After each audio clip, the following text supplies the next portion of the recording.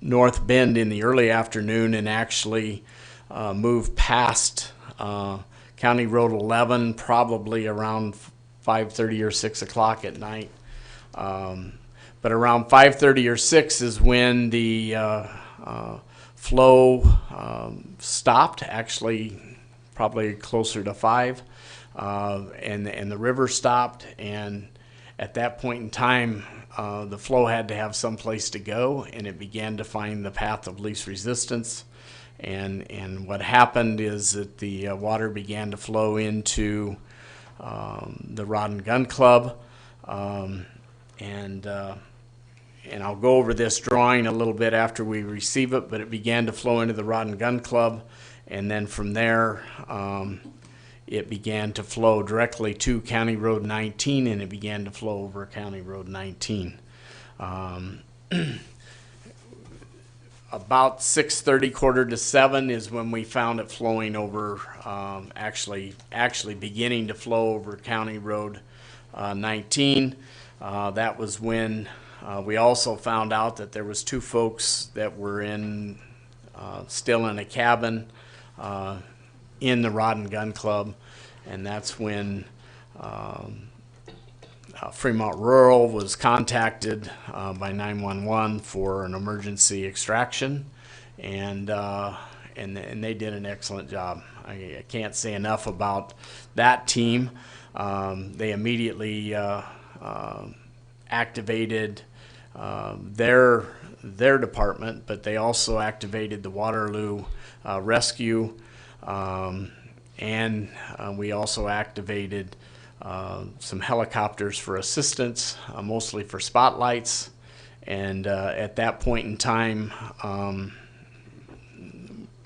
it was probably around 8:30 when they actually began with the helicopters to go into the to go in and try and get the folks out. They were able to get them out. On the way out, the currents, on the way in, the current wasn't as bad, but by the time they started working their way out, the currents were extremely volatile, that were rushing through, rushing through the entrance of the Rod and Gun Club. And on the way out, the actual boat went sideways, hit a tree, and there was some injuries within the actual boat. It's an enclosed boat, so there was some actual bumps and bruises and some stitches required after they got everybody to dry land, and they were able to get the 2 folks out. The dogs are still, as far as I know, still in the home. At the end of the day,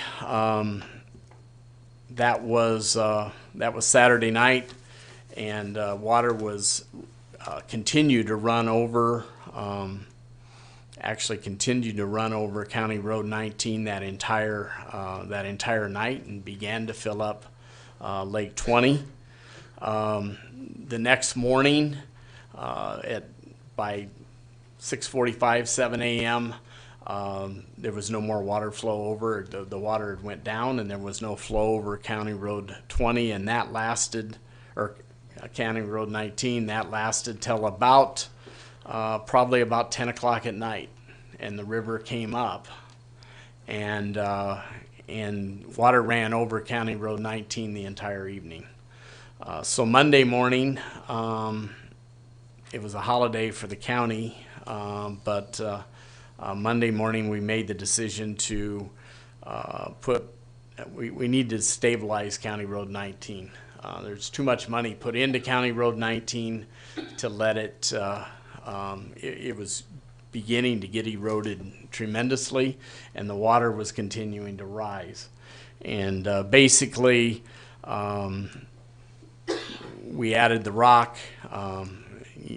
As far as city staff, we provided 3 dump trucks and 3 men, or 4 or 5 men maybe, and 3 dump trucks. Sawyer's provided a loader, and the county provided a loader and the rock, and they actually, we probably put about 600 tons of rock on County Road 19. And that pretty much stabilized County Road 19 last night at about 9:45 when I left. The flow was pretty much the same. There was no flow over the road, and it was about a foot down from the level of County Road 19. This morning when we got there, it was about 6. The actual the flow had moved to the east about maybe 25 feet, and it had broke through, and it actually was running through the entrance of the Rod and Gun Club. So their road that takes you into the entrance of the Rod and Gun Club was basically another channel, a second channel. And water was running there, and it ran there all night. I do know we're there right now. We're not, but Sawyers are there with the county, and they're stabilizing that because if we lose that, we lose County Road 19. So that's happening as we speak. As far as today, and part of the reason why we're here is the worry is in the next 24 to 36 hours, the temperature is going to drop. That means you're going to have very little ice movement, and in most cases, it's going to cause what's out there that was maybe slushy to freeze. And right now, the jam that's in front of County Road 19 actually is probably probably 3/4 of a mile long, and it's absolutely not moving. And it could be longer than that, but from the pictures we're seeing, it's absolutely it's just stuck there. And we really think what's happening is that what's happened is that the water that would normally be flowing under that jam is diverted, and we're probably getting somewhere, and the Corps was out there today, they estimated somewhere between 40 and 60% of the river water is flowing through the Rod and Gun Club and through Lake 8, and then comes around, and we're holding it off. Actually, County Road 19 is a dam, and we're basically holding it off right there, and it's doing a good job. I will tell you, with the meeting, the folks at Lake Leba are basically saying no more water in Lake 20. They're at a point where they could probably handle maybe 6 more inches, and then water will begin to trickle over into Lake 18 of the state lakes, and then the game and parks think it'll fill another lake. I'm worried that it's just going to keep going. So, but anyway, we need to slow the water down. And so part of the plan today was to come up with a plan to try and fight this at the source and try and slow the water down where it's coming into the Rod and Gun Club, which is on the west end. And that kind of brings me up to where we're at tonight. But I'll take any questions at this point.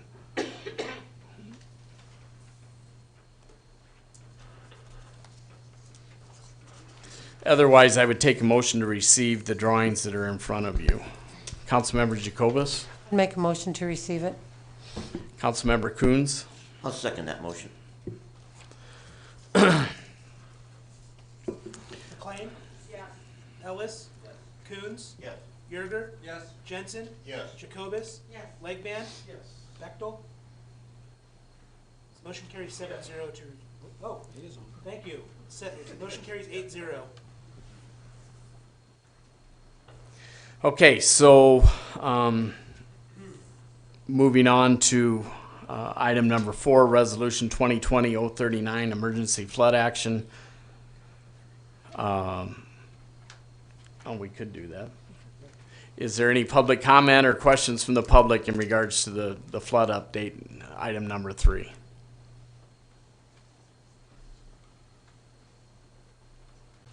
We'll move to item 4, Resolution 2020-039, emergency flood action, authorizing expenditure up to $100,000 for mitigation and action to prevent damage to the community. I'm not real sure how it's really written, but it's end result, that's what we're trying to accomplish. Authorizing expenditure of up to $100,000 to take emergency action to mitigate and prevent property damage due to the flood. So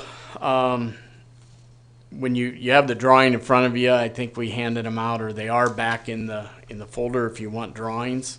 I don't know how many I think we made 40 to 50 drawings, but we certainly can make more if folks want more. Starting on the left-hand side, at the top you have Lake Ventura. On the west end of Lake Ventura, you've got a little squiggly black line. That's actually the cutoff ditch that runs past there, and then it curves, and our arrow is touching the cutoff ditch, and that actually, if you follow that along, you can see that it curves again and drops down and drops into the river. Currently, the mouth of the cutoff ditch at the river is solid ice. The line that shows current river channel flow is that is low land, and basically that water begins flowing in at about the east edge of Timberwood. So it's got probably a half mile of flow that it's flowing right next to the cutoff ditch and flowing in through those trees. Then you can see the 2 red hash lines where it says breach, damage, levee. That's the portion of area that we want to work on over the next 2 to 3 days. And truly what we have there is an opening that what we feel our hope would be we can maybe tweak the water there. But what's happening right now is that 30 to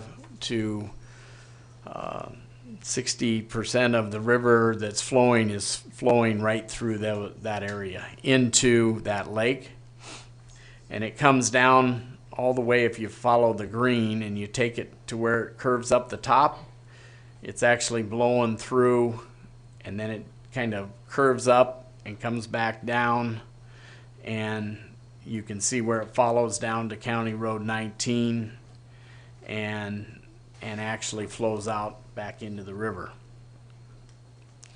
The current channel, that's where the water flow is flowing, and that's flowing directly through the cabins at the Rod and Gun Club.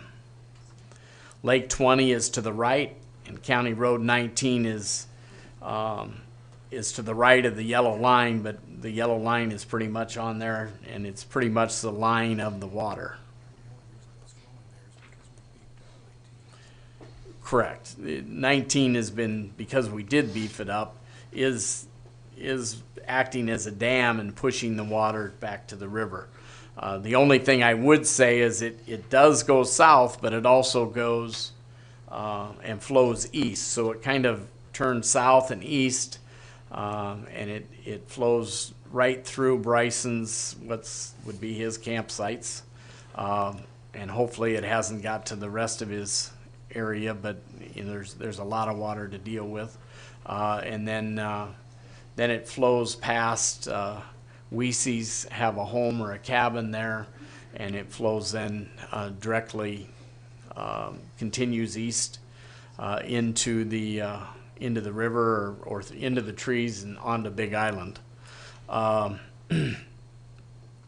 goal, and we've met with the Corps of Engineers, we've met with You know, met with the county, met with the Rod and Gun Club, met with the National Resource District or Nebraska Resource District, the NRD, and basically is to, between those two hash lines would be to put a tweak, would be kind of a jetty, or you can call it another levee, but it's just a jetty enough to divert that water to kick it down and try and kick it to where it's not going, not all of that water is going into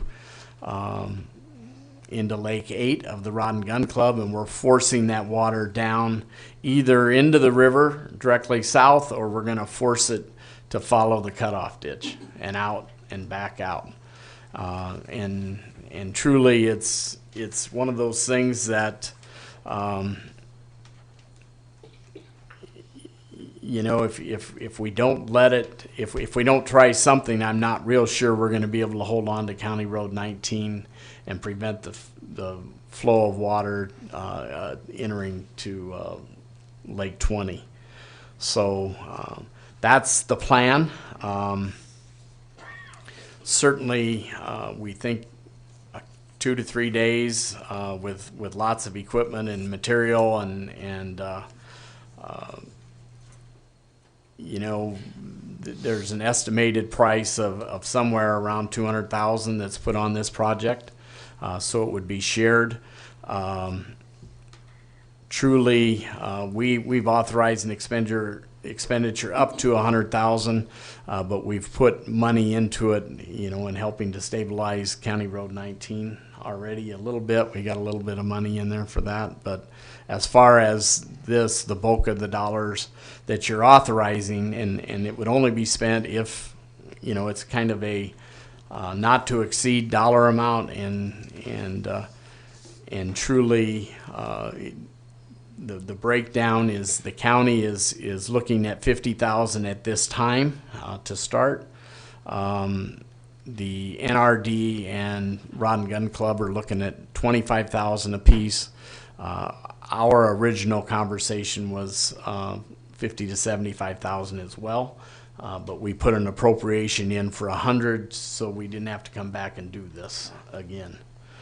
So that's the project. That's the plan. That's why we needed to have an emergency approval. So Sawyer Construction would be mobilized. They have equipment on site. They've brought that in this afternoon on their dime, and basically they have property on the east end of town, southeast end of town, and so they're at stake as well. So they want to make sure that this, whatever happens, is done right, and so they would be ready to move forward tomorrow morning. So with that, I'll take questions. Councilmember Jacobus. The only question I had is there other roads and other areas that we may have to address? Do you feel this is going to be adequate at this moment in time for addressing those areas? Because I know there are some concerns about a few other roads, and I didn't know if you had heard anything from any other owners out there. Right now, the major concern is just to prevent it from coming into Fremont, and we're trying to stop it there. Councilman Jensen? My only question was, do you have a reasonable expectation for success here? Or was this, I mean, I don't know, nothing's 100%, but just asking what kind of success you would expect. I will tell you that when they get a backhoe in there tomorrow morning and they find out how deep it is, we're going to know what our success is going to be fairly quick. And if our success isn't going to be success, we're going to back off, because there's no sense in just throwing money at it if we're not going to even make a dent in it. But we can't even do that if we don't start. So, any other questions? Councilman Yerger? So just to be clear, others have got funds that they're setting aside or whatever, less than what the city is currently proposing. My real question really is this, not that the $100,000 doesn't scare me as much as the damages that can occur, which are far more costly after the fact if we don't contain it initially. So my question to you really is this, with regards to the fact you put some cushion apparently in the decision to go to 100,000. I'm wondering how you feel about the adequacy of that. My bent would be to make sure that we appropriate the amount of up to funding to make sure that we don't have another emergency that we have to deal with, to make sure that we can curtail this as needed. And so I'm just curious as to how you feel about the $100,000 with regards to protecting our citizens, and if that should be even higher. Well, number one, it's an emergency. Number two, we're probably not going to get reimbursed. So this is whatever we come forward to. I agree. I think that it's something that as a community, I know this is out in the county. I know that what the hell are we even doing out there? Why do we care? But again, if we lose County Road 19 and we fill 20 and we start filling the lakes, we're gonna repeat last year. We hope farmland railroad levy holds, but you're still gonna have flow going that direction. You're gonna hit Ridge Road and we're gonna have destruction. So the 100,000, initially what my hope was when we talked this morning was 75,000. Our city administrator says, well, we should probably put in a small amount to take it to 100,000, and if we have to come back, we'll come back. But this isn't going to fix it 100%. This is a diversion. This is a Band-Aid. And we have to visit this to fix it correctly.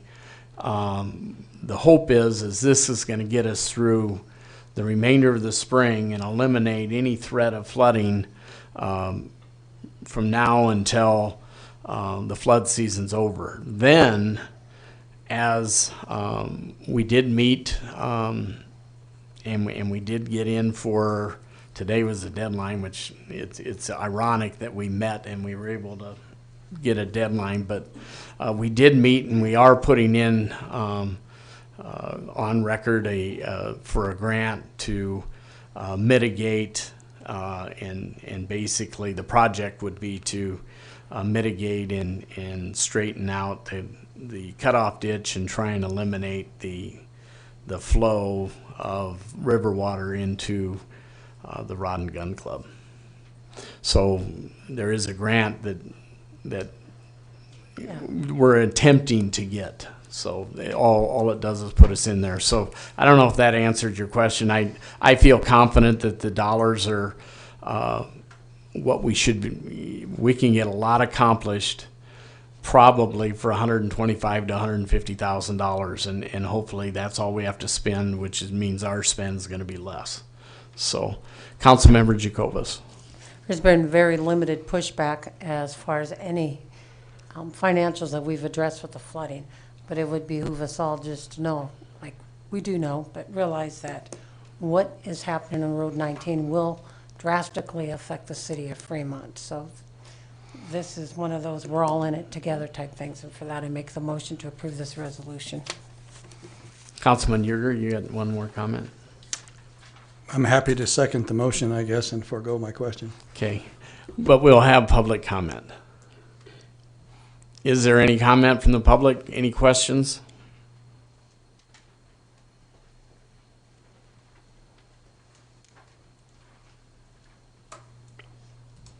Troublemaker.